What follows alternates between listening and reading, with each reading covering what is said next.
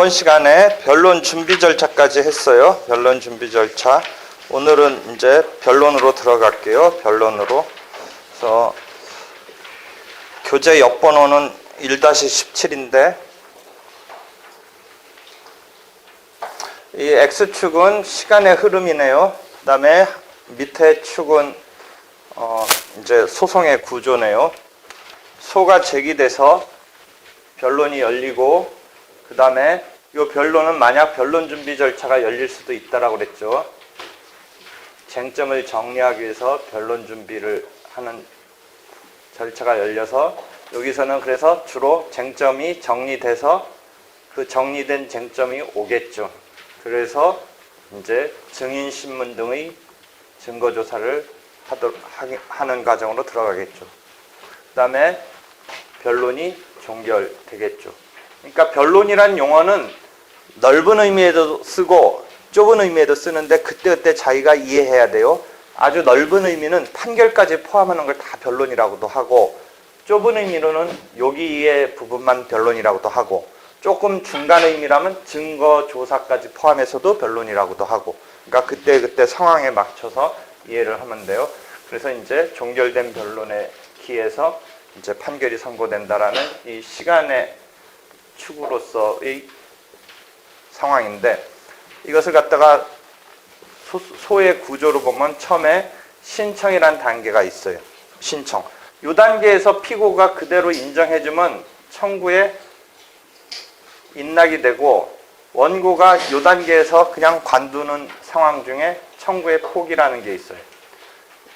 그래서 그렇게 인정되는 원리가 처분권주의라고 불러요. 그러니까 소제기 하는 단계에서 이제 소송을 종료시키는 과정까지 당사자한테 주도권을 주고 있기 때문에 소를 제기했다가 소송을 청구 단계에서 마무리시키는 원고 입장에서 청구를 포기한다든지 피고 입장에서 청구를 인락한다든지 해서 소송이 마무리될 수도 있어요. 꼭 그러니까 이 판결로 가는 것만을 상정한 건 아니에요. 주로 우리는 이 판결 절차를 배우는 것이긴 하지만 처분권주의에서 이런 단계로 끝날 수도 있어요. 그래서 220조에 보면 청구의 포기나 인락이 됐을 때 그게 조서화되면 그 조서가 판결문과 같은 역할을 해줘서 확정 판결과 마찬가지 효력이 있다라고 220조가 규정하고 있어요. 그러니까 포기는 여러분이 실체법에서 본다면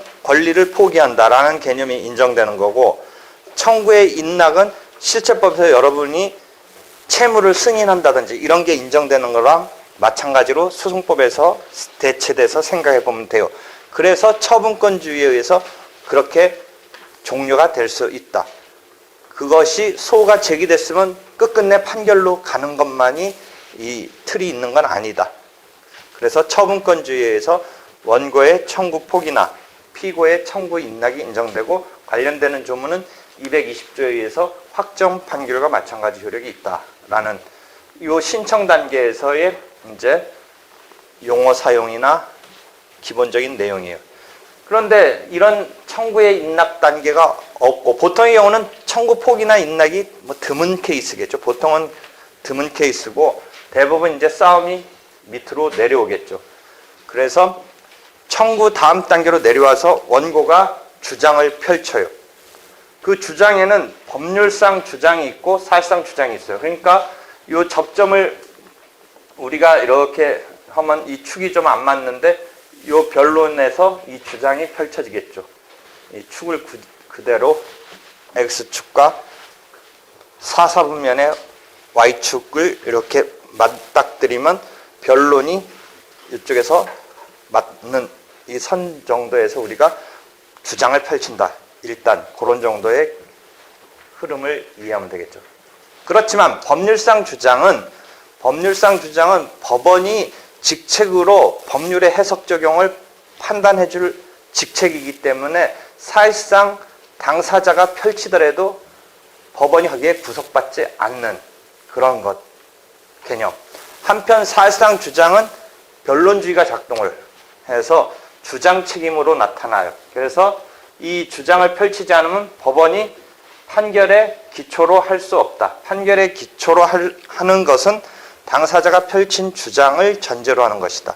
그러니까 처분권주의와 마찬가지로 변론주의가 당사자한테 주도권을 준. 그래서 크게 법원과 당사자라는 두 주체가 있는데 절차 진행에 대해서는 직권 진행으로 법원이 주도권을 쥐고 절차를 진행하는 것이지만 이 내용을 본안을 확정하기 위한 그 주도권은 이제 저번 때 얘기했듯이 판결의 주체는 물론 법원이 한다라는 개념이 분명히 있는 거지만 그 신청을 하고 자료를 제출하고 하는 단계에서 펼쳐지는 원리는 당사자한테 맡겨져 있는 변론주의다. 그래서 처분권주의와 변론주의의 상위 개념이 당사자주의라고 부른다. 그래서 당사자한테 맡겨져 있다. 그래서 당사자한테 맡겨진 것이 청구 단계에서 등장하는 것이 처분권주의로 나타나는 거고 청구 속에 들어가서 주장을 펼치는 단계에서 나타나는 원리를 변론주의라고 한다.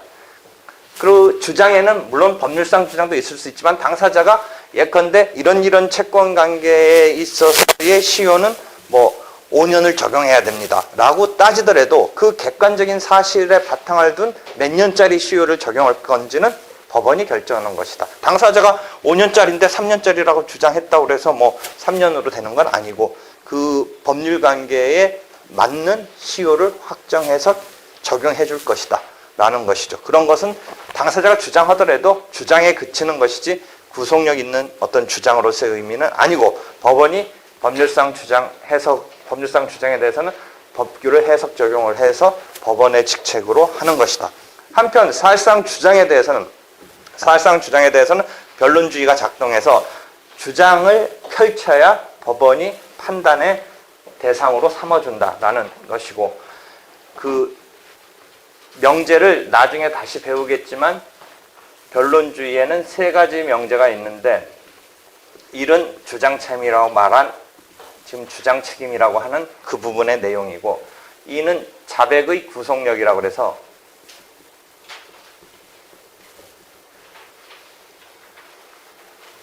상대방이 반대 당사자의 주장에 대해서 다툼이 없다라면 그대로 법원도 더 이상 그것을 파헤치지 말고 사실 인정의 기초를 하라 라는 원리가 작동한다. 즉 당사자한테 맡겨져 있다. 당사자끼리 그 사실에 대해서 맞다라고 하고 있는 것에 대해서 법원이 구태여 들어가서 직권으로 뭔가 더 파헤치면서 사실을 좀 더 정확하게 확정하려고 하는 그런 작업을 할 필요가 없다 라고 해서 288조에 보면 불요증 사실로서 다툼이 없는 사실 등에 대해서는 증명할 필요가 없는 이런 조문이 증거법의 첫 조문으로 있어요. 288조가 증거법의 첫 조문인데 뭐에서부터 조문이 시작하냐? 이런 것은 더 이상 증명할 필요 없다라고 해서 첫 시작 조문이 빼버리고 삭제하면서 그 다음 얘기로 증거조사를 하는 그 다음 얘기로 들어가는 첫 조문이에요. 그래서 불요증 사실과 관련된 자백의 구속력. 형사사건은 자백이 되더라도 뭐 자백의 보강 법칙이라든지 해서 더 막 파헤친다 이런 개념이 있는 것인데 사적 자치라는 우리가 사법의 기본 원리를 그대로 소송법에서 받아들여서 소송법에서도 사적 자치를 그대로 인정해줘서 당사자한테 주도권을 주고 있고 그것이 처분권주의로 나타나고 있고 그것이 변론주의로 나타나고 있는데 변론주의의 두 번째 명제는 당사자한테 다툼이 없으니까 당사자한테 그대로 맡겨서 더 이상 사실 인정을 파헤칠 필요는 없다라는 그 원리가 작동한다. 한편 변론주의 세 번째 문제는 주장 단계가 아니고 여기 증명, 입증 단계에서 입증의 단계에서 나타나는 원리인데 직권으로 증거조사를 하는 것은 원칙이 아니라 보충적에 불과한 것이다 라고 292조 증거법에 그 다음 이어지는 조문에 등장하고 있는 원리예요. 그래서 역시 변론주의가 당사자한테 주도권을 주고 있는 것이니까 법원이 직권으로 증거조사를 하는 것은 뒤쪽으로 후퇴해서 원리로 나타날 뿐이고 그래서 직권 증거조사는 보충적인 것이다. 원칙은 당사자가 하는 것이다. 라는 그런 변론주의 세 명제가 있는데 이쪽 사실상의 주장에서는 변론주의의 첫 번째 명제가 주로 관련되는 개념으로 이해하면 되고 그 다음에 그렇게 주장이 펼쳐진 것에 대해서 반대 당사자가 지금 말했듯이 자백을 해버리면 이제 두 번째 명제로서 어떻게 돼요? 결론지 불요중 사실이니까 더 이상 증명을 할 필요가 없으니까 세 번째 밑에 입증의 단계로 내려가지 않겠죠. 자백되는 상황에 대해서는 세 번째 증명의 단계로 내려가지 않겠죠. 그 다음에 이 축은 맞추면 이게 좀 내가 각도를 더 기울여야 되는데 여기서 축으로 만나겠죠. 그래서 자백된 부분은 증거조사라는 부분까지 들어갈 필요가 없죠. 입증이라는 단계까지 들어갈 필요 없죠. 그런데 반대의 답변 태도 중에 부인이라는 답변 태도, 부인의 경우는 결국 내 주장에 대해서 반대 당사자가 아니라고 하니까 입증 책임이라는 개념이 나오는데 증명 책임 내지 입증 책임을 지는 자가 그것에 대해서 증명하지 아니하면 패소가 되는 거죠. 그래서 부인의 경우는 밑으로 내려오는 거죠. 입증의 단계로 내려오는 거죠. 그래서 증거조사 이 단계에서 이른 X축과 Y축을 만나게 하면 되죠. 그래서 증거조사할 필요가 있는데 이 증거조사에서는 여러분이 이미 익히 알고 있는 증인, 그 다음에 서증이라고 해서 물적인 증거로서는 서증, 검증 이런 단계의 이런 개념의 증거조사 방법이 있고 인증은 증인신문과 감정인이 있고 당사자 자체가 원피고 자체가 증거조사의 방법으로 쓰이는 당사자 신문이라는 이런 그 다음에 그 밖의 증거조사 방법이라는 이런 카테고리의 분류가 있는데 하여튼 이런 증거조사 방법으로 들어가겠죠. 대표적인 게 증인을 생각해 보면 되고 또 대표적인 게 차용증이라든지 매매계약서라든지 하는 서증이라는 것을 생각해 보면 되죠. 그렇게 해서 증거조사로 내려갈 수도 있다는 것이죠. 그 증거조사에서 등장하는 변론지의 세 번째 명제가 직권증거조사는 원칙적으로 아니고 예외적 보충적으로만 된다라는 것이죠. 이렇게 해서 지금 되는데 결국 그래서 이제 변론을 펼치는 장면 이 부분만 또 조금 전제적으로 설명을 하려고 그래요. 원고가 청구를 하죠. 그 다음에 이 청구를 뒷받침하기 위해서 주장을 펼치죠. 원래 청구 단계에서 피고가 인락을 한다면 이제 종료되겠죠. 그렇지만 이런 경우는 드물겠죠. 그래서 보통은 주장으로 나오겠죠. 주장에 이제 법률상 주장이 있지만 큰 의미 있는 게 아니라 이건 법원이 직책이니까 큰 의미가 있는 건 아니겠죠. 그렇다고 뭐 법률상 주장을 펼치는 것에 대해서 완전히 뭐 안 된다 이런 건 아니죠. 펼치되 그게 뭐 법원이 구속돼서 그에 대해서 판단을 해준다든지 뭐 그것에 따라서만 판단해야 된다든지 이런 게 없죠. 그 다음에 사실상 주장을 펼치겠죠. 그럼 반대 당사자의 행동은 답변 태도는 자백 아니면 부인이라는 태도가 있는데 이 사이에 뭐가 있냐면 자백 간주라는 태도가 있고 여기에 부지라는 태도가 있어요. 그래서 네 가지 태도가 일단 생각해 볼 수 있어요. 좀 아까 자백이란 태도 이야기를 했고 부인이란 태도를 이야기했는데 자백 간주는 무변론 판결에서 조금씩 얘기해 왔고 기본적으로 설명 쉽게 하기 위해서는 사회생활과 달리 막 싸붙였을 때 말도 안 되는 거 싸붙였더라도 대꾸를 안 해주면 안 된다. 그런 원리가 소송법에서는 작동한다. 그래서 침묵적인 태도에 대해서는 자백으로 간주한다. 무변론 판결도 역시 침묵적인 태도잖아요. 원고가 소장을 나한테 날리면서 막 공격하고 하는데 어찌됐건 억울하든 뭐든 답변서를 내줬었어야 되는데 답변서를 안 낸 태도에 대해서 자백으로 간주하는 식으로 돼서 즉 원고가 싸붙인 내용에 대해서 자백으로 간주되니까 자백으로 간주되는 것조차도 자백으로 간주니까 역시 288조에 의해서 증명할 필요 없이 그대로 사실 인정의 기초가 된다. 상대방이 나한테 목동에 여자가 있다라고 싸붙이는데 가만히 있으면 있는 거예요, 여자가. 그냥 그렇게 되는, 할 필요가 있는 게 아니라 사실 할 필요가 있는 건데, 가만히 있으면 그냥 있는 거예요, 여자가. 목동에. 30대 음대 출신의 여자가 있는 거야.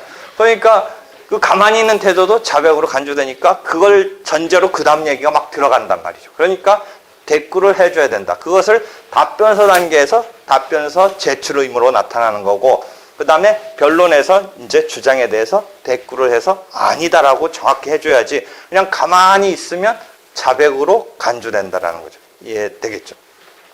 한편 부인은 알겠는데 부지는 뭐냐? 모르겠다라는 태도죠. 그러니까 자기가 겪을 수 있는 일에 대해서는 모르겠다라고 하는 건 좀 이상해요. 금방 뭐 드러나면서도 모르겠다는데 자기와 관계없는 것은 자기가 그런 일이 불리하다고 하더라도 맞다 아니다라고는 할 수 없겠죠. 모르겠다고 할 수밖에 없는 거겠죠. 그 싫은 어떤 내용에 대한 것은. 근데 자기와 관계되는 것은 사실은 모르겠다라는 건 좀 이상한 거죠. 아니다라고 해야 되겠죠. 보통은. 근데 보통 잘 쓰는 전법이 모르겠다라고 하는데 결국은 모르겠다는 것은 이라는 것과 비슷한 거죠. 세상에 우리 돌아가는 거 보면. 일단 모르겠다는 태도는 자기가 직접 관계되지 않은 일에 대해서는 그런 태도가 있을 수 있는데 이것은 부지로 가는 거, 부인으로 가는 설정을 하고 있어요. 그래서 150조 2항을 보면 부지의 경우는 부인으로 이렇게 하는 것으로 되어 있어요. 그러니까 답변 태도에 대해서 4가지가 일단 설정되어 있고 자백과 자백 간주는 증명할 필요가 없이 그대로 사실 인정의 기초가 된다. 그 다음에 부인과 부지는 이제 공격 헌칙에서 반대 당사자가 부인 내지 부지의 태도를 보이면 증명을 해야 되는 단계로 들어간다. 이렇게 이해하면 되죠. 한편 답변 태도 중에 변론에서 어떤 답변 태도가 있냐면 이쪽에서 치고 들어가는 원고의 주장과 양립할 수 없는 어떤 새로운 주장을 치고 들어가요. 원고가 대여금 청구를 했는데 피고가 빌린 적 없다. 이런 건 부인이에요. 그런데 변제했다라면 원고의 대여금 채권에 대한 소멸. 그러니까 대여금 자체를 부정하는 건 아니고 그건 그것대로 맞는데 나는 나대로 갚았다라고 하니까 양립할 수 지금 있냐 없냐에 있어서 양립할 수 있는 주장을 새롭게 치고 들어가는 것을 항변이라고 한다. 양립할 수 없는 반박을 펼치는 것은 부인에 불과하다. 이해되겠죠? 그런데 거기서 변제나 여러분이 소멸시효나 상계의 경우는 항변이라는 게 입에 거의 배어 있어서 어느 정도 변제항변, 상계항변, 소멸시효항변 이런 게 나오는데 교과서적으로 보면 항상 어떤 예가 나오냐면 그냥 증여받았다. 뭐 아주 쉬운 말로 말하면 그냥 쓰라고 준 돈 아니냐라는 답변 태도가 있을 수 있어요. 원고의 대여 사실에 대해서 피고의 태도가 무상으로 쓰라고 증여한 거 아니냐. 이 태도가 교과서에 항상 헷갈리는 어떤 방어의 무엇냐라고 자꾸 설명되는 그 부분이에요. 그래서 단순히 안 빌렸다라는 건 부인이고 빌렸는데 갚았다라는 것은 변제, 항변 여기까지는 어느 정도 뭐 즉흥적으로 해도 입에서 나오는데 증여의 경우는 어떤 거냐라고 했을 때 정확히 말하면 아직 증여는 변제와 달리 잘 생각해 보면 빌린 것 자체 중에 우리가 대여라는 건 뭐냐면 정확히 말한다면 나중에 반환하기로 한 합의가 있는 것이잖아요. 민법 598조에 보면 동종, 동질, 동량으로 반환하기로 약정하여 그 효력이 있다. 이런 조문에 반환하기로 한 합의가 있는데 증여의 경우는 무상이니까 반환하기로 한 합의가 없으니까 대여 사실 자체를 그대로 빡치게 하는 이야기를 하는 것이니까 부인인 거예요. 항변이 아니라. 물론 단순히 안 빌렸다고 하는 거에 비해서는 부인이라도 예컨대 단순히 안 빌렸다라는 오리발은 단순 부인이라면 이유부 부인이라고 그래요. 그러니까 증여 같은 경우는 부인 중에서도 이유를 붙여서 하는 부인이라고 하긴 하지만 그 앞에 부가어적인 말을 빼면 부인인 거예요. 그러니까 증여도 부인인 거예요. 이해되겠죠? 그러니까 변제항변, 소멸시효항변, 상계항변과 달리 증여받았다라는 것은 대여 그 자체에다가 빡치게 시키는 얘기를 하고 있는 것이고 변제나 상계 이런 거는 잘 생각해 본다면 대여 자체는 고스란히 받아들이면서 갚았다 아니면 나도 너한테 자동 채권이 있으니까 상계권을 행사해서 그것을 소멸시키겠다 등등의 행동을 보이는 것이니까 상계 같은 경우와 달리 증여의 경우는 이유부 부인이긴 하지만 부인이다. 기본적인 것은 그 정도 이해하면 돼요. 그렇게 해서 항변으로 치고 들어가면 거기에 대해서 다시 반대 당사자인 원고가 여기에 대해서 반박하는데 그 반박이 또 이런 식으로 요 국면을 그대로 반대쪽으로 가서 그쪽서 그래 갚았네 그래 소멸시효 뭐 기간 지났네 등등 해서 어떻게 하냐면 소멸시효 부분에서 시효 중단의 재항변을 펼친다라는 게 제일 기본적인 이 틀이에요. 원고가 대여금 청구를 함에 대해서 피고가 소멸시효 항변을 했는데 다시 원고가 시효 중단에 재항변을 했다. 뭐 이런 식의 전개가 기본적인 패턴이에요. 그래서 그런 항변, 재항변까지 이해하면 돼요. 그래서 그런 정도인데 이제 이 원고의 청구의 청구 원인 사실, 즉 청구를 뒷받침하는 그 기둥에 해당하는 요건 사실, 그다음 피고의 항변에 대한 항변에 뒷받침하는 요건 사실, 그 다음에 재항변에 대한 또 뒷받침하는 요건 사실. 그래서 청구 원인 사실, 항변 사실, 재항변 사실, 그 다음에 재재항변 사실. 요 틀이 이제 구사되면서 이제 최종 승부로 가는 거고 여러분한테 이제 계속 시험 테스트에서 그런 것을 테스트하는 것이니까 그래서 소송 유형별로 예상되는 방어 방법 등을 미리 습득을 하는 공부를 시켰던 게 그 책들이 있는 거고 그래서 책을 보면 요건사실류의 책에 보면 예상되는 항변 이런 어떤 유형별로 있기 때문에 그것을 익혀두면 조금 더 미리 이런 싸움에서는 주로 그런 문제가 항상 방어 방법으로 많이 등장한다. 이런 것을 익히면 돼요. 그래서 그렇게 해서 이런 지금 반박이 펼치는 과정에서의 변론의 상황을 머릿속에 이해해 두면 돼요. 그래서 불료증 사실로서 더 이상 증거조사할 필요가 없는 국면으로의 부분이 있지만 만약 부인 등에 따라서 그 부분에 대해서 항변에 대해서는 다시 원고가 부인해서 또는 재항변에 대해서 다시 피고가 부인해서 증거조사로 내려가야 되는 상황이 있고 그게 이제 입증의 단계로 내려오는 것이죠. 그래서 증거조사가 이루어지는 것인데 증거조사의 방법은 요 5가지 그 다음에 그 밖의 증거조사 방법이 있고 나중에 증거법 가서 이제 제대로 배울 것인데 실제 사실 인정이 상당히 어려운 거예요. 여러분이 민법을 다 익히고 상법을 다 익혀서 해석 적용하는 것을 뭐 그것도 상당히 어려운 것이지만 그 어려운 작업을 막 3년, 4년, 5년씩 익혔는데 실은 그것보다 어떻게 보면 더 어려운 게 사실 인정이에요. 그렇잖아요. 변제하면 뭐 변제 효과로 채권 채무 관계가 소멸한다. 뭐 그거 봤죠. 그다음에 변제 충당에 있어서 뭐 원본에서 충당 이자부터 충당하고 뭐 하고 뭐 이익되는 거 충당한다. 뭐 그런 거 다 익혔죠. 그런데 실제 변제가 있었느냐 싸움이 났을 때 변제가 있었겠느냐 또는 그 전제로 대여 사실이 인정되겠느냐의 사실 인정이 상당히 어려운 거예요. 그러니까 근데 시험이나 이런 데는 사실 인정은 테스트하기가 좀 그래요. 당연히 여러분 문제는 뭐가 인정된다라고 하고 주고 있지 그 인정된다라는 것에 대해서 판단하는 것을 테스트할 수는 거의 불가능해요. 잘 생각해 보세요.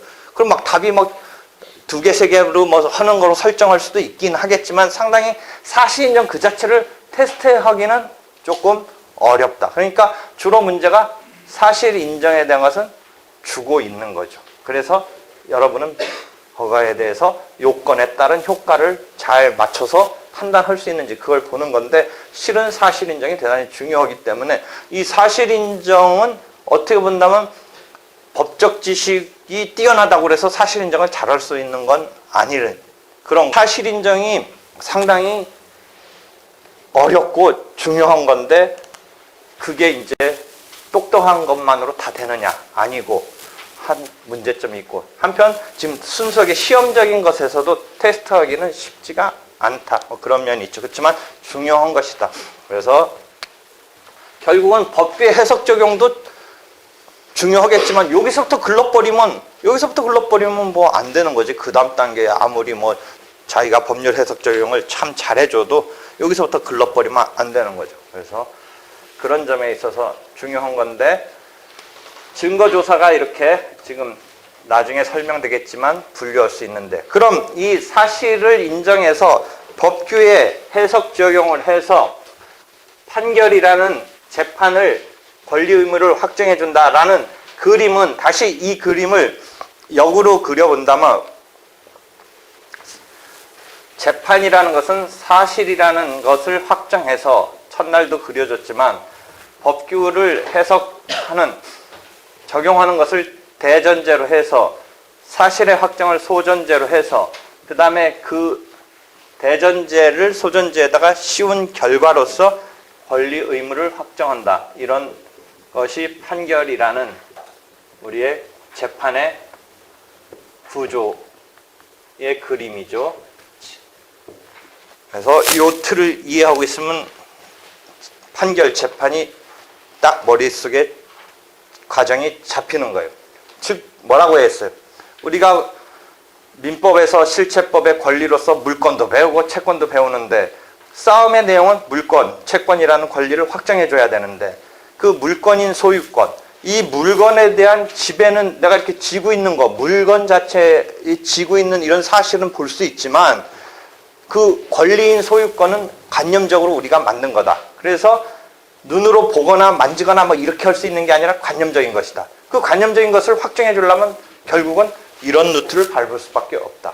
예컨대 취득시효로서 소유권을 취득했다. 예컨대 대여금의 변제가 그러니까 대여 사실이 있어서 변제받지 못해서 대여금 반환 청구권이라는 것에 싸움이 났는데 그것을 확정해 주려 한다. 채권 권리 의무를 확정해 주려 한다. 그런데 그 채권 청구권은 우리가 똑같이 지금 눈으로 보거나 만지면서 네 거다라고 해줄 수 없기 때문에 결국 그 권리 의무를 확정하기 위해서는 민법 598조에 대여 사실이 있다라면 그 효과로 반환 청구권이 생긴다라는 동종, 동질, 동량으로 반환하라 이렇게 되어 있는 조문에 따른 민법 598조, 여기다 그리면 안 되겠죠? 이 대전제로 민법 598조가 대전제로 돼서 대여사실이라는 요건이 있으면 요 대전제를 통하면서 그 효과로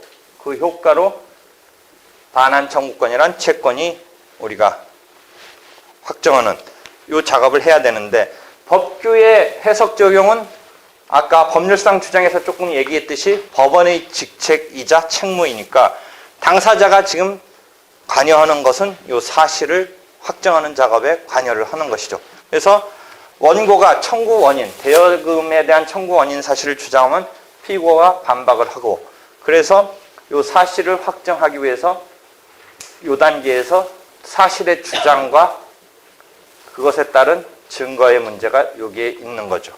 만약에 자백을 해버리면, 자백을 하면 이것은 불요증 사실로서 여기서 일단 떠나는 것이죠. 그래서 요 재판하는 요 틀을 이해하면 되죠. 재판의 구조를.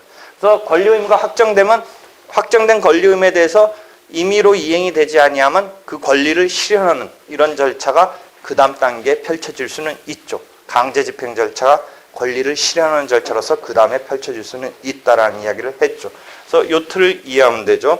그러면 소송에 필요한 사실에 대해서 저번 때 조금 이야기했는데 대여 사실에 대해서 상대방이 아니다라고 했을 때 그 대여 사실을 곧바로 증명해낼 수 있는 차용증이라든지 뭐 증인의 어떤 증언이 믿느냐 맞느냐 문제도 있지만 하여튼 증인이 있으면 증언을 통해서 대여 사실을 확정하면 되죠. 그러니까 이게 확정되어야 법규를 더 씌워서 그 효과로서 권리 의무를 확정해 주는데 이 사실을 확정하기 위해서 쓰이는 반대 당사자로부터 반박당했을 때 쓰이는 직접적인 증거가 있으면 좋은데 그 직접적인 증거가 없다라면 증명에 있어서 어떻게 할 것이냐 라는 문제에 있어서 여러 가지 간접 사실을 가지고 주요 사실, 그런 의미에서는 간접 사실에 대칭되는 용어로 주요 사실이 직접 사실이 되는 거죠.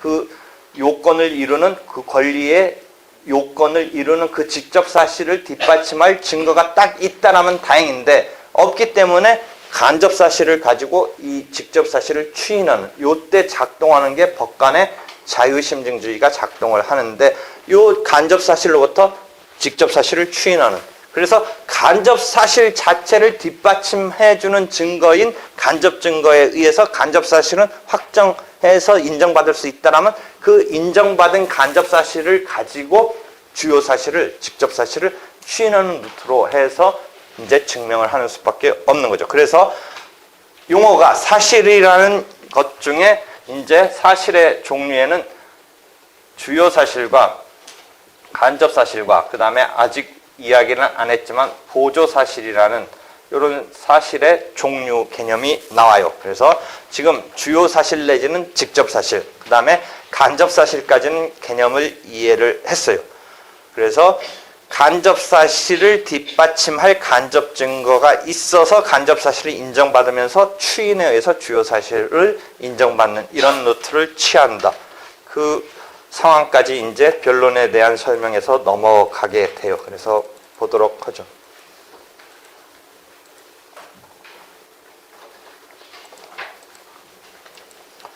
그래서 주요 사실, 간접 사실로 넘어가기 위해서 이제 변론주의를 설명하는데요. 주장 단계에서 제1명제로서 주장 책임이 있다.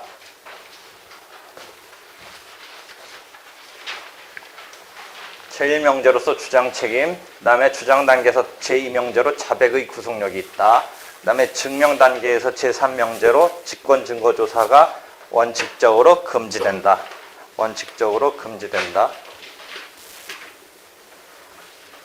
그럼 1명제와 2명제만 다시 설명해 본다면 무슨 이야기냐면 주장이 없으면 존재하지 않는 경우라니까 조금 말 뉘앙스는 이상한데 하여튼 주장이 하지 않았다면 증거상 주장이 인정되더라도 판결의 기초로 해서는 안 된다. 이게 변론주의 첫 번째 명제죠. 그 다음에 두 번째 명제는 주장이 당사자 사이에 일치한다면 증거상 주장이 인정되지 않더라도 그대로 그 일치하는 주장대로 판결의 기초로 하여야 한다.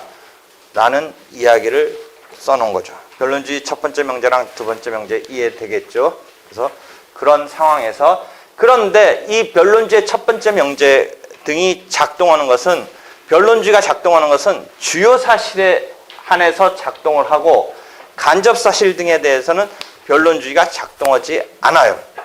간접 사실에 대해서는 당사자의 주장이 없더라도 그대로 사실 인정의 기초로 할 수가 있어요. 왜 그러느냐? 증거를 평가해서 지금 어떤 원고의 주장되고 있는 권리를 인정하기 위해서 판단을 함에 있어서 자유심증이라고 그래서 우리가 간접사실로부터 주요 사실을 추인한다든지 하는 과정에 법관의 심증에 있어서 자유롭게 심증에 대한 물론 그 자유심증주의의 자유도 현저하게 재량을 일탈한 경우라면 문제가 있지만 어느 정도 법관이 평균 이상의 정상적인 판단자로서 그 재량을 주고 있는 것인데 그래서 그 부분에 있어서 간접 사실로부터 주요 사실을 추인하는 과정에서의 자유재량을 주고 있듯이 그 간접 사실에 대해서는 그래서 이제 당사자의 주장이 없어도 판단에 있어서 법관의 심증에 있어서의 재량 부분의 영역으로 봐서 설사 판단이 없더라도 그 사실 인정을 하는 주장이 없더라도 그 사실 인정을 함에 있어서 가능하다고 봐서 원칙적으로 간접 사실에 대해서는 변론주의 적용이 없고 그 다음에 자백의 구속력도 주요 사실에만 있다라고 보고 있어요. 물론 반대 입장도 아주 없는 건 아니지만 여러분이 일단 변론주의 적용이 있는 부분은 주요 사실에 하나는 것이다. 간접 사실의 경우는 없다라고 이해하면 돼요. 그래서 다시 주요 사실과 간접 사실 이런 개념을 지금 쭉 이야기를 하는데 저번 때 언뜻 이야기한 것이 무엇이 있었냐면 대여 사실이라는 뒷받침하는 차용증이 없다라면 결국 여러 가지 간접 사실로서 대여 사실을 추인한다. 여러 가지 간접 사실은 뭐였었어요? 그 당시 내가 5천만 원 빌렸다고 주장하는 예에서 5천만 원을 인출한 사실. 그 다음에 채무자가 나한테 지금 채무자 빌려갔다고 지목되고 있는 자의 경제적 형편이 그 무렵에 호전된 사실. 그 다음에 채무자가 채권자인 나를 변제 이후에 보더니 슬슬 피한 사실 등의 한 세 가지 사실은 간접 사실로서 간접 증거로서 다 법관의 심증을 인정받을 수 있다. 그럼 법관이 간접사실 1, 2, 3을 종합해 볼 때 주요 사실로서 대여 사실이 인정된다라고 판단하는 그런 루트에서 자유심증주의 간접사실, 주요 사실을 설명했어요. 그래서 간접사실이 이해됐어요. 한편 보조사실은 뭐냐? 증거의 증명력에 관한 판단에 영향을 주는 사실이에요. 어떤 거냐?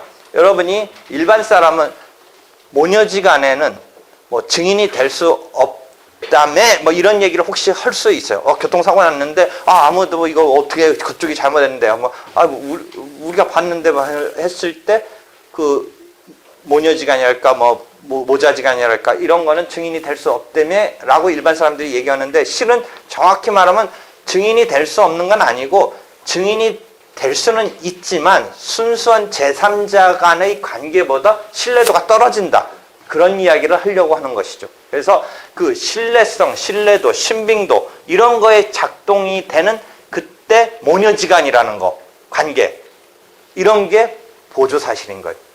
예컨대 과거에 이 사람이 뭔가 위증을 했다든지 서류를 조작했다든지 이런 것 때문에 처벌받은 전력이 만약 있다. 뭐 이런 사실 등이 이 사람의 어떤 증거로서의 가치를 떨어뜨리는데 그런 사실로서 작동을 한다면 그런 것이 보조사실이라는 거죠. 그러니까 보조사실은 증거의 신빙도, 신뢰도에 관한 그런 사실을 말한다. 그래서 주요 사실과 간접 사실하고는 조금 각도는 틀리지만 사실의 세 가지 종류에서 같이 설명을 하는 거예요. 그래서 이런 세 가지 사실을 갖고 설명을 하는데 다시 돌아와서 이제 주요 사실, 간접 사실, 보조 사실이 이해가 됐으니까 한번 보죠.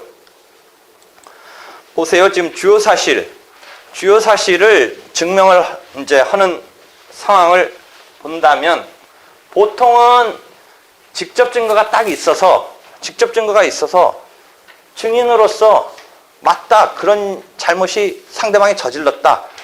그 다음에 뭐 그것에 따라서 이 증인의 신뢰도에 관한 보조 사실 등이 뭐 있을 수 있고 해서 이렇게 되는 게 딱 좋은데 실제 소송까지 된 것에 대해서는 저번 때도 얘기했듯이 뭐 여러 가지 이유가 있겠지만 그렇게 심플하게 뻔한 것 같고 막 이렇게 끝끝내 물고 늘어지는 경우는 뭐 실제 그렇게까지 막 물고 늘어지는 상황이 나오기가 쉽지 않겠죠. 그러니까 뭔가 막 엎치락뒤치락이 있는 거예요. 엎치락뒤치락이 있고 실제 여러분이 그리고 증인의 경우는 나중에도 다 얘기하는데 그 다음에 그런 여러 가지가 있는데 실제 법정에서 증인을 우리가 신문하면서 서로 공방을 펼치는 것에 대해서 아까 얘기했지만 사실인정이라는 게 상당히 어렵다라는 거죠. 그러니까 이 증인이 나오는데 이 증인이 나오는 것에 대해서 잘 탄핵해서 그걸 깨야 돼요. 그 이야기는 증인이라는 거는 실제 객관적인 하늘이 아는 진실을 그대로 본 사람이 제대로 증언하는 경우는 뭐 그건 이제 그걸 오히려 안 믿어주면 막 억울하겠지만 그건 뭐 그래도 뭐 큰 문제는 없겠지만 그 다음에 아예 그런 증인이나 증거도 없는 게 이제 황당한 거. 그러면 쌈박질이 일어났을 때 그것을 갖다가 이제 자기 주장을 인정받기 위해서 험난한 길을 가야 되는데 실제 어떤 경우는 있냐면 객관적인 진실은 맞는데 마땅한 증거가 없는 경우예요. 그렇지만 이게 자기 거짓말하는 게 아니에요. 그러니까 최악의 경우는 거짓말로 하고 막 가짜 증인 세우고 해서 어떻게든 쇼를 하고 속이고 해서 어떤 판결로 자기 의도한 바를 얻어내는 게 이제 나쁜 건데 이런 케이스는 나쁘다면 나쁜 건데 어떤 케이스냐면 객관적 진실은 맞는데 이걸 뒷받침할 증거가 마땅히 없으니까 결국은 증인 보고 이렇게 봤다고 얘기해달라라고 하는 거예요. 그러니까 이렇게 봤다고 말해달라는데 실은 안 봤는데 객관적 진실은 또 있긴 맞는데 그 부분에서 그럼 반대쪽이 잘 탄핵을 해서 이 증인이 직접 보지 않은 것을 잘 깨내서 무너뜨려야 돼요. 그렇지 아니한다면 그냥 거짓말 경연장이에요. 그러니까 소송은 의외로 거짓말이에요. 다. 그게 나쁜 사기성으로 거짓말하는 경우도 있고 그것은 지탄받아야 되지만 어떤 의미에서 거짓말이고 사기냐면 객관적 진실은 맞는데 마땅한 증명할 거리가 없으니까 그런 의미에서 거짓말이라는 거죠. 그러니까 반대 당사자는 그 허점을 해가지고 잘 깨야 돼요. 미국식의 어떤 배심원 제도가 있을 때는 더더욱 이 배심원한테 잘 설득을 하고 그래서 그 사람을 내 편으로 끌어들이는 이런 변론을 해야 돼요. 그래서 변호사가 미국은 그 법정에 가서 그런 것을 할 수 있는 능력이 있는 변호사가 제일 연봉이 많은 거예요. 상대방 몰아치고 상대방 허점 찾고 이런 것에 대해서 능수능란하고 설사 불리했다고 하더라도 배심한테는 막 그럴싸하게 해주고 그래서 협상론, 심리학, 통계학, 경제학 이런 거를 배우라. 여기는 다 배워갖고 왔네. 아버님이 20몇 년 전에 내가 시험을 붙었는데 내가 왜 20몇 년 전부터 여기서 이 길로 왔느냐. 참 나의 아까운 그 20대, 30대는 어떻게 보상받냐. 우리 아버님이 차마 헐소리는 아니지만 나한테 초장에 변호사 하겠다고 그러는데 우리 아버지가 나한테 뭐라고 했는 줄 알아요? 나라도 사건이 있으면 너같이 말 못하는 놈한테 안 맡기겠다 하는 바람에 내 운명이 이렇게 된 거 아니야 지금. 그때 빌라고 한 건데 그때 내가 웃긴 건데 그렇게 생각을 한 거야. 멋있게. 근데 우리 법정은 그런 건 아니라는 거죠. 뭐 이렇게 멋있게 말하고 막 설득하고 그런 건 아닌데 점차 이제 형사, 민사도 아무래도 우리가 미국법의 영향을 이제 계속 그간에는 없었는데 받기 시작하는데 민사도 이제 형사서에서처럼 약간의 이제 범죄에 대해서 하고 있고 활성화되지는 않는데 민사도 이제 그런 미국식의 배심원 제도가 이제 어느 정도 파급력 있게 우리한테 수입돼야 되는지 이제 논의가 될 것 같은데 하여튼 아직 완벽하게 이 법정에서 막 현란하게 한다라는 것보다는 그냥 원래 있었던 사건으로서의 어떤 충족을 보는 정도에서만 뭐 우리가 역할을 한다라고 생각하는 게 아직은 맞는 것이긴 하지만 앞으로 어떻게 법정의 그런 상황은 변하게 될지는 모르겠어요. 다시 돌아와서 그렇기 때문에 상대방의 허점을 이렇게 잘 뭐 꿰뚫고 해서 탄핵을 하고 하는 와중에 진짜 뭐 증거가 뚜렷하게 있는 사건은 그렇게 법정에서 치르게 되지 않으리라고 뭐 우리가 예상할 수 있는 건데 실제 증거가 있긴 있지만 짜고 나오는 거예요. 증인이 짜고 나와서 이런 사실을 봤다고 해달라. 그러니까 그런 정도에서의 빈번한 거짓말은 일상화돼 있어요. 법정에서 일상화돼 있기 때문에 그런 점에 대해서 여러분이 탄핵을 잘 해야 돼요. 한편 다시 돌아와서 그래서 사실을 갖고 이제 주요 사실 추인하는 루트로서의 간접 사실 등이 많이 펼쳐질 수밖에 없다. 정확한 아주 딱 맞는 증거랑 그것에 대해서 뭐 완벽하게 옳가낼 수 있는 것이라고는 뭐 이렇게 소송이 확 펼쳐질 상황은 드물 것이니까 그런 전제에서 우리가 간접 사실을 잘 구사해서 주요 사실의 추인 과정을 판사한테 설득하고 납득한다라는 류의 부분은 아직도 아니라 우리도 그렇게 지금 해 나가야 되는데 그럼 다시 보세요. 간접 사실 개념 알았죠? 그러면 여기서 이렇게 직접 증거가 있다라면 다행인데 없으면 간접 사실을 가지고 요 자유심증주의 등이 작동되는 요 상황에서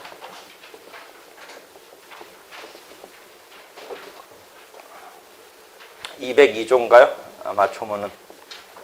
그래서 추인을 통해서 주요 사실이 인정받는 루트를 취하게 된다. 그러니까 간접 사실에 대해서는 변론주의 적용이 없다라는 거죠. 이 주장을 하지 않았지만 증거 조사한 결과 간접 사실이 인정될 수 있으면 인정돼도 된다. 그래서 변론주의 적용이 없다라는 거죠. 이 간접 증거를 또 뒷받침할 수 있는 뭐 보조 사실이라는 영역이 있다라는 거죠. 그다음에 뭐 어떤 간접 사실 또는 또 다른 간접 사실 갖고 이러는 거죠. 그럼 상대방은 요 플러스라는 기호를 그려놓고 마이너스라는 기호를 그려놓은 것은 상대방은 주요 사실 자체를 아니다라고 하는 것까지 증명을 해낸다면 더할 나위 없지만 상대방은 법논리상 그럴 필요가 없어요.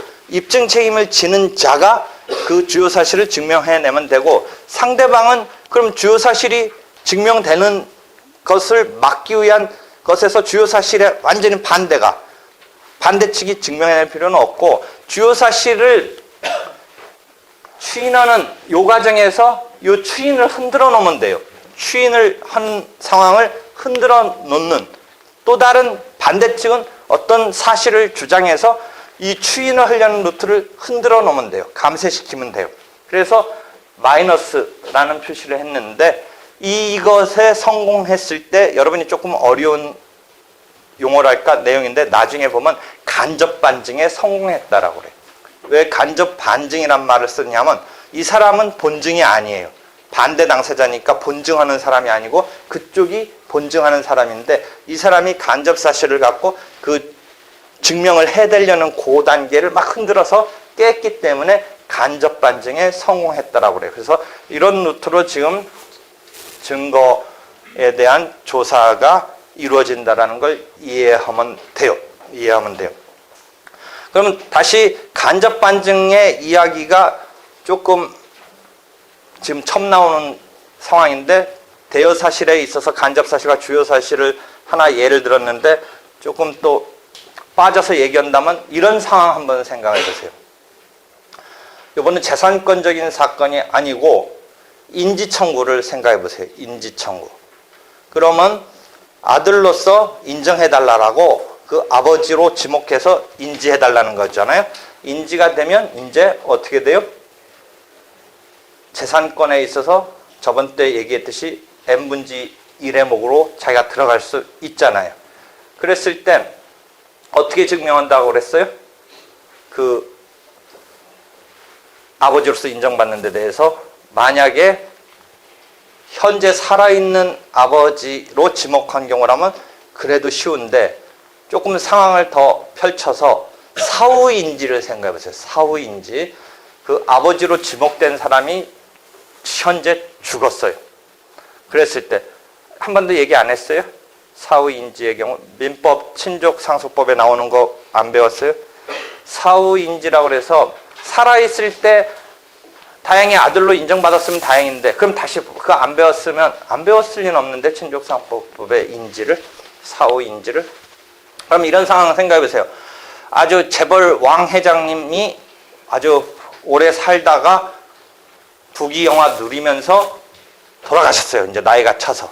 그러니까 그 장례식이 이제 열려서 거기에는 뭐 성대하다고 할 수는 없지만 좀 하여튼 의미 있게 열리고 있는데, 그 아들들 한 50살 뭐 이런 정도 먹은 아들, 딸 등이 이제 뭐 돌아가셨지만 결국 그 많은 부를 물려주고 돌아가시고, 뭐 그래도 오래 살다가 뭐 누릴 거 누리시고 돌아가셨으니까 하면서 n분지 1 상속분 계산하면서 앞에서야 슬프지만 뭐 그건 운명이니까 받아들이고 뒤에서 열심히 n분지 1을 계산하고 있는데, 갑자기 문간에 상갓집에 30대 미시족이 5살 먹은 하이칼라 하고 양복 입은 5살짜리 손을 쫙 잡고 들어오는데, 카메라가 그쪽으로 클로즈업을 딱 하는데 대화가 어떻게 들려요? 자, 아버지다 철해라, 막 이런 클로즈업 되는 화면과 함께 슉. 그러니까 다시 화면이 쫙 바뀌면서 뒤에서 그거 뭐야 막 하면서 아수라장이 되는 이 장면에서 어떤 상황이 지금인지 알겠죠? 그런 상황이에요. 그래서 이제 저러고 나서 이제 본격적으로 아들로 인정받으려고 하는 작업이 들어가니까, 그 상황은 이제 사후인지 청구가 들어가야 되는데, 여기서 쟁점. 사후인지 청구는 이제 죽은 다음에 언제 인해야 되는지 뭐 이런 등등의 그 기간, 그런 문제 때문에 문제가 돼요. 나중에 한참 지나서 해가지고 문제가 되고 뭐 이런 경우가 있었어요. 그 다음에 그때 그럼 죽은 사람은 실체법에 권리 능력이 없는데, 소송에서 그럼 당사자 능력도 없는데 누가 피고가 되는 건지, 누가 피고가 돼요? 누가 피고가 될 것 같아요? 지금 그 죽은 왕 회장님을 상대로 아들로 인정받고 싶은 이 애의 입장에서 누구를 나를 아들로 인정해달라고 할 때 하늘나라까지 쫓아가요? 누구한테 낼 것 같아요? 아버지? 아버지 하늘나라가 있다니까 지금. 아니, 어떤 아버지를 말하는 거야? 지금 그 왕 회장님을 아버지라고 지금 하려고 하는 건데, 왕 회장님은 지금 돌아가셨어요. 상속인을, 그러니까 뭐 그 한 50살 아들, 딸, 법원 어디? 법원. 왜 법원 생각을 했어요?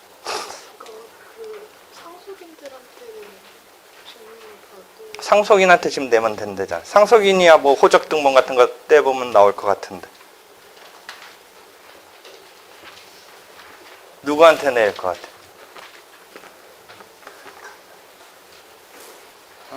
누구한테 낼 것 같아? 검사. 여기가 법학을 한 것 같네, 요 부분. 나머지 괜찮아요. 법학을 안 했기 때문에. 뭐, 그럼, 검사가 거기서 관할 그 구역에 어떤 그런 거 나오는 검사면 노련한 사람이 나오겠어요. 거기서 하나, 제일 밑에 하나, 야, 좀 가서 해라. 그 관할의 검찰청에서 검사가 와서 아버지에 해당하는 왕 회장님을 대신한 피고 역할을 해주는 거예요. 그죠? 이제 법학을 한 사람이 대답해줘. 그래서 그 검사가 우리가 민사법에서 뭐라고 부르는 거야? 검사를 뭘로 부르는 거야? 나한테 왜 대들어?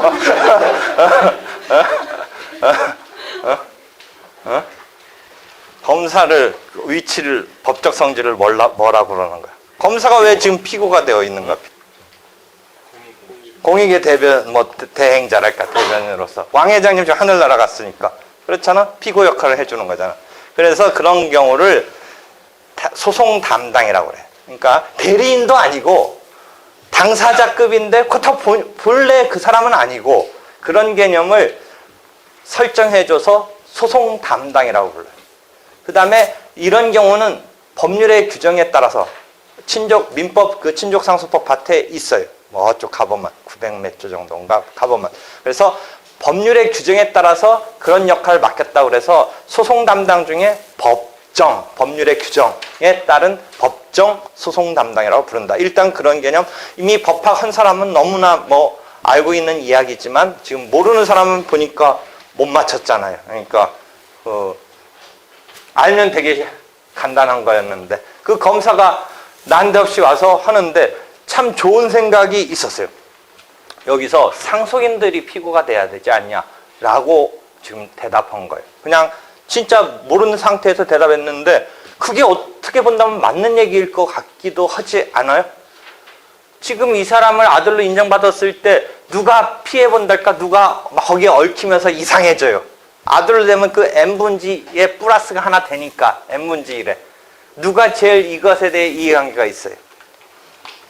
그 상속인들이 이해관계 있잖아요. 얘가 아들로 인정받으면 플러스가 하나 더 되는 거니까.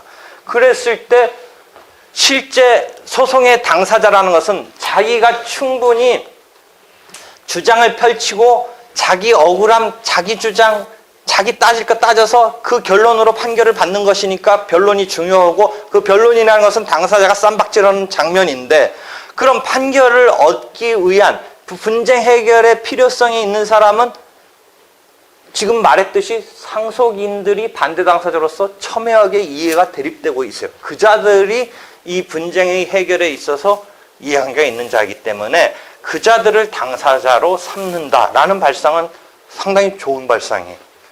실제 맞아요. 그런 발상을 해내야 돼요. 근데 정답은 지금 검사란 말이죠. 그 다음에 검사 중에도 내가 좀 우습게 표현했지만 큰 의미 있는 것으로 온 게 아니라 그냥 누가 거기서 나가라니까 나온 정도의 이 검사가 뭐 왕 회장님이니까 조금 그래도 관심이 있을지 모르겠는데 그렇지도 않은 상황이라면 뭐가 그렇게 이 사건에 관심이 있으면서 열심히. 왜냐면 소송의 판결이라는 건 서로 쌈박질해서 치열하게 자기 이기심이 발현돼서 그 이기심을 발현하는 원리가 좀 아까 뭐였었어요? 변론주의잖아요. 법원이 알아서 안 해줘요. 지네끼리 사적 자치에서 실체법에서 온 그 이기심, 사적 자치라는 자기 이기, 그 싸움을 벌리는 장면만 만들어주고 있고 거기서 지네들끼리 싸우는 것인데 그 검사가 그렇게 열심히 주장을 공익의 어떤 담당자로서 설정은 해줬지만 결국 누가 제일 치열하게 쌈박질하는데 내세웠으면 잘할 것 같아요. 상속인이 잘할 것 같다라는 거죠. 그랬을 때 그 상속인에게 피고 적격을 인정해야 된다라는 그 주장을 내가 펼치는 건데 지금 이 학생이 말을 한 거예요. 잘한 거예요. 또 흐뭇해하고 있어요, 여기는.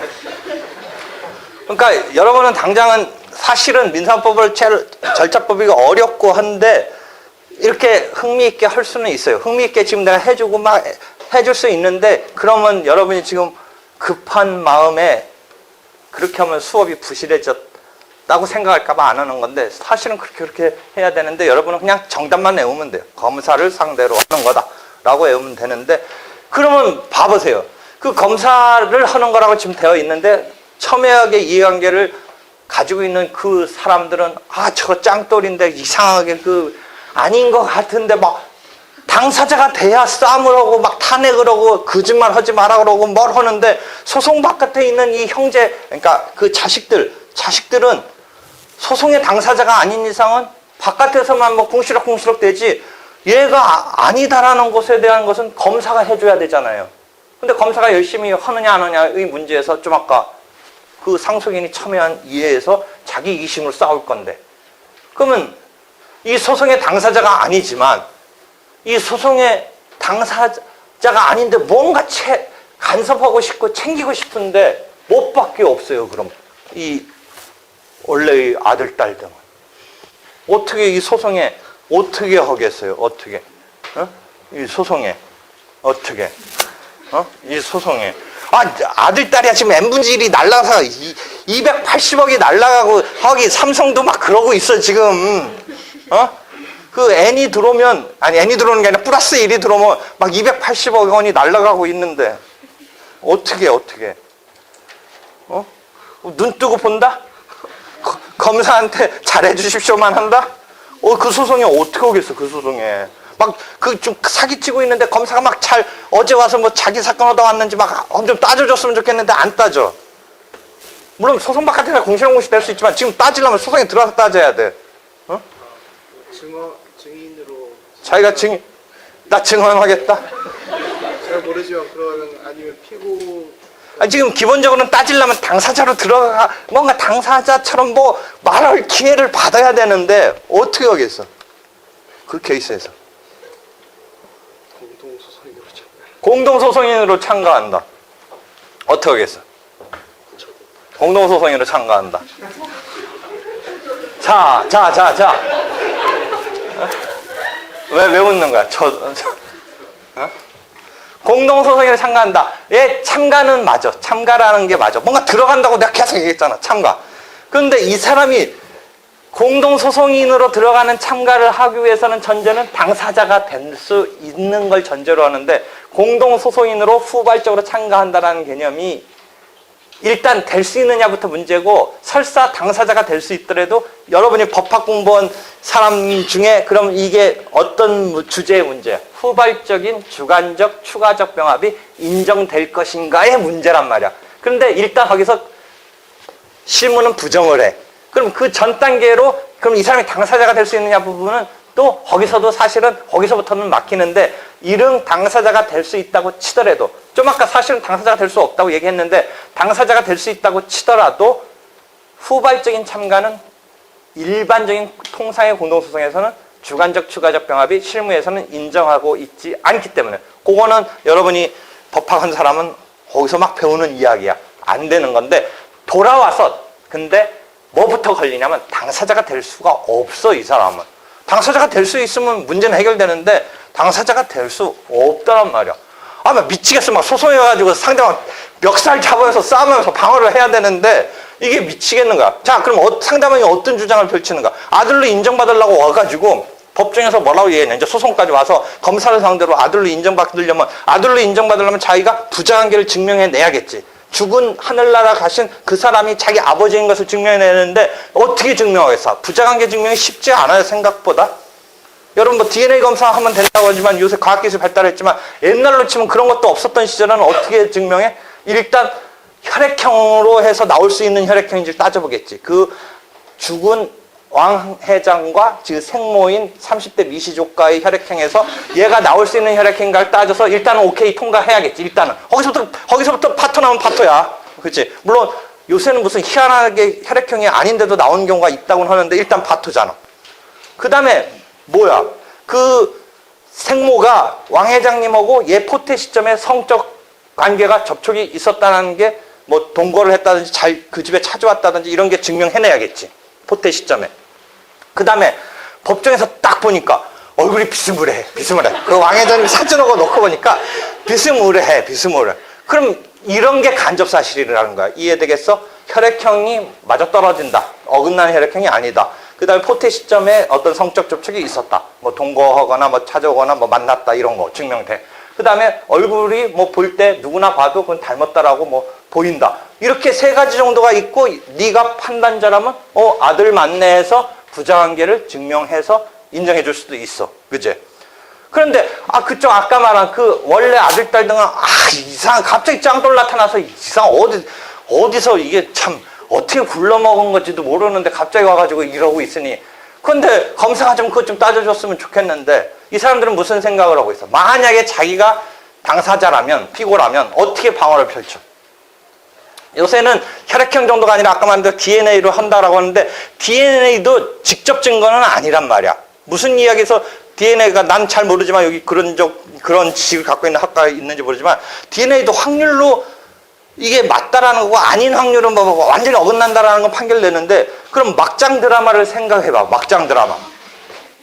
지금 생모가 미시족이 이 왕 회장님 죽은 이거에서 DNA가 얘한테 어느 정도 막 거의 뭐 99점 몇 % 일치해. 그래서 그것만으로 그럼 아들이냐? 그것도 간접 사실에 불과하다는 거지. 왜?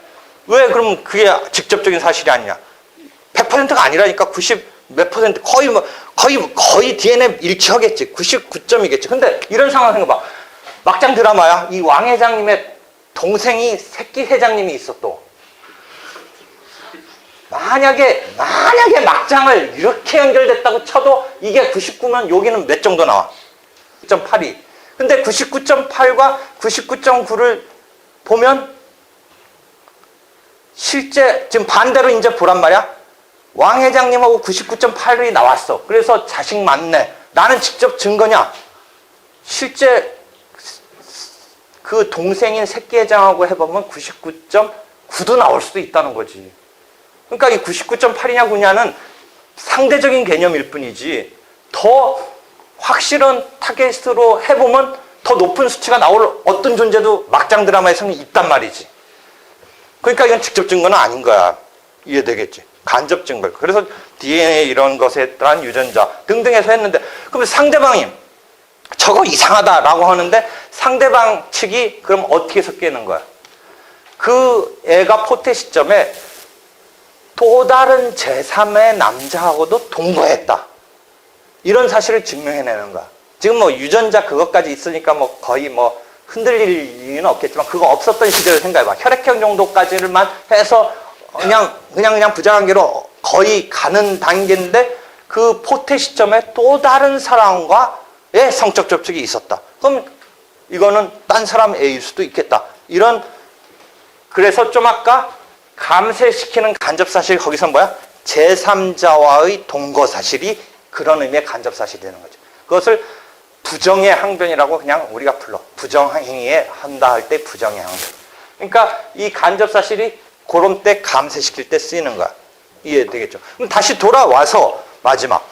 그럼 아까 당사자가 될 수 없는 거. 지금은 당사자가 됐을 때 그렇게 하는데 검사가 이제 이렇게 해서 뭐 그래도 뭐 열심히 해서 막아주면 다행인데 하여튼 당사자의 그 유족 등은 당사자로 들어갈 수 있냐 없냐 내가 지금 질문을 던졌는데 검사는 그래서 제3자의 소송 담당 중에 법정 소송 담당 이런 얘기까지 지금 쭉 펼쳐나갔는데 이 유족들 상소인들은 이 소송에 어떻게 개입하느냐에 있어서 나중에 배우는 개념이 보조참가 정도밖에 안 돼. 당사자는 될 수가 없다 해서 출발해.